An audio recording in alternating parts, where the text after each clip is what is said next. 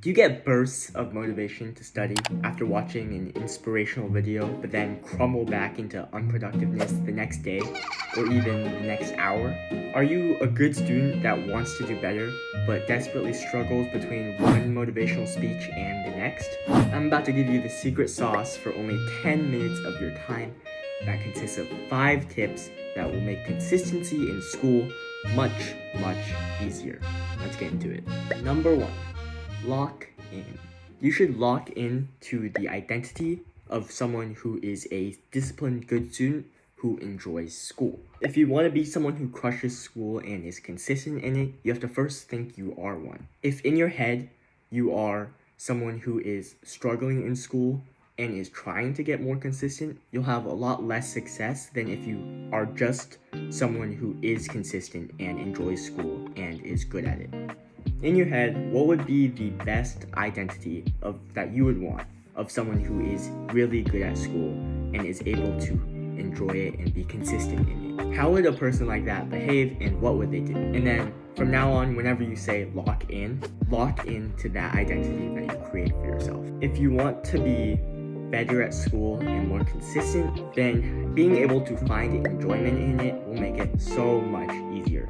Adopt a more adventurous personality on top of your identity that you just created when you need to work, especially, and when you're in class. Try and build fun into the times that you're working. And it's okay if it loses out on a little bit of efficiency, especially when you're just starting off into a session. Some ways to make your studying a lot more enjoyable is to listen to the music of your choice, or something I really like to do is to just go outside when I'm working, especially on those nice summer days, or just to go to like a different place in your house or a different like building that's nearby your school or nearby where you usually work, and just trying out someplace new.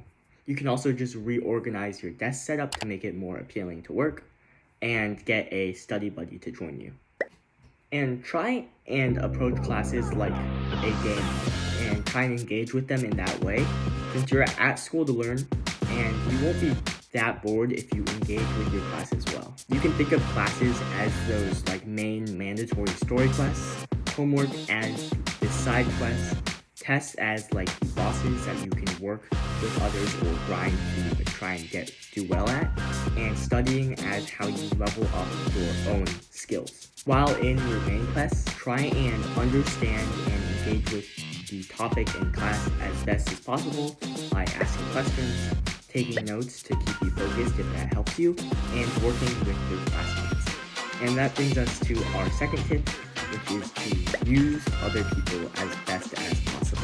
Teaching others is one of the best ways you can learn things yourself and actually absorb information, and also helps you just build confidence in school, and as an added bonus, you get to help out your friends and classmates. The easiest ways to do this are just to study with other people and explain things that your friends are struggling with, and just always saying yes if anyone needs help with school or if anyone asks you to help them. Try and ask help from anyone and everyone you can when you need it.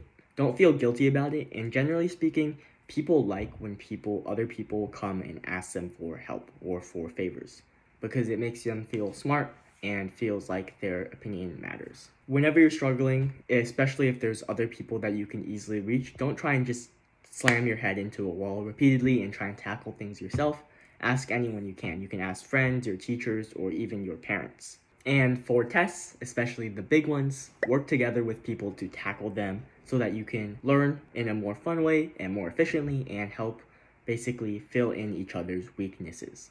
And really important to remember, you don't have to be an expert to teach something to someone. Most times, the best teachers are actually just one step ahead of the person they're teaching, because they know intricately what it takes to get from the step before to the step they're at. 3. The procrastination secret. If procrastination is one of your main issues, you can go down in the description, if I remember, or just like on my channel and watch my procrastination full guide. But I'll give you some additional tips that haven't been completely mentioned in that video. So whenever you notice that you're procrastinating, the most important thing is to not beat yourself up over it, because that only spirals and will make it worse. It's inevitable that you procrastinate a little bit, And whenever you like say are scrolling on like TikTok or YouTube and you notice it, don't just say, oh well, I guess I already procrastinated for a little bit. I might just watch TikTok for an entire hour. Notice that you messed up and then focus on trying to figure out what you should do from there. So when you're trying to break out of like actually starting your work and stopping procrastination, the best way to do this is to first define your next step in a super simple way. For example, you can just open up your textbook or take out your computer or get dressed to go outside. From here, if you've already gotten into like the zone where you're able to start working, then that's great. And if not, then the 5-minute rule will probably help you, which is basically to just tell yourself you have to do work for just 5 minutes. And a lot of times, if you're not thinking about the entire task in just 5 minutes of it, it's much easier to just get started. And then after those 5 minutes are up, you can choose to either stop or keep going. But since you've already broken the friction to starting, which is by far the hardest part, it will be infinitely more pleasant and easier to keep going. So most of the time, you'll probably choose to keep going from there. You want to be harsh on your current self about the work you're doing, but try and be as kind as possible to your past self, because those decisions are already made.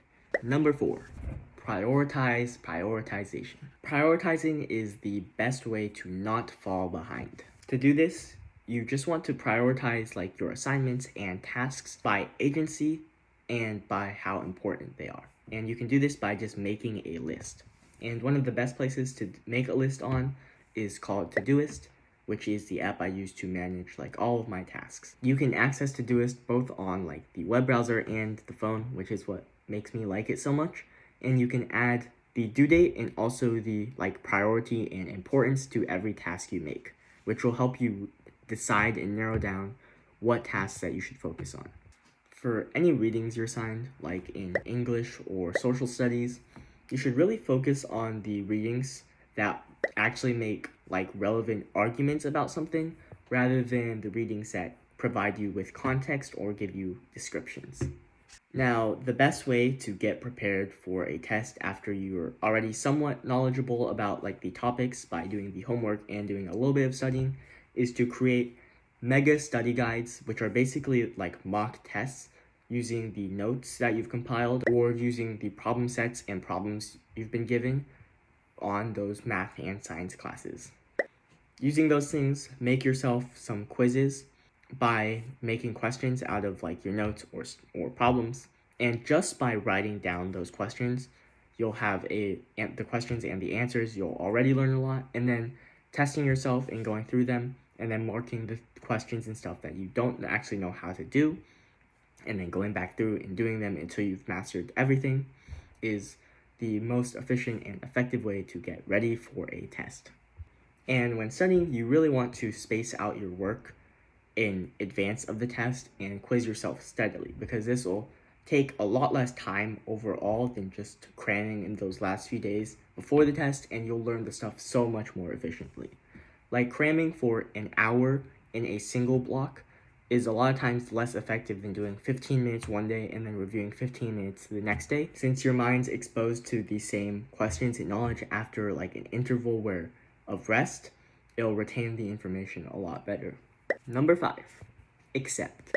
You have to accept that there will always sometimes just be that negative emotion or resistance to actually starting and putting in work and consistency into school.